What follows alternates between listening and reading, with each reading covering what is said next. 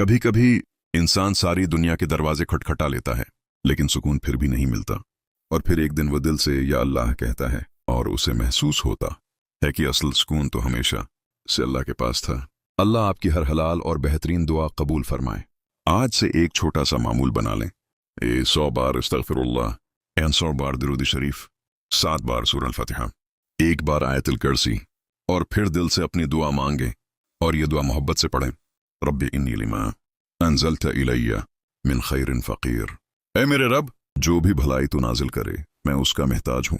सबसे बड़ी चीज़ यह है कि अल्लाह से बात करते वक्त दिल टूटा हुआ हो।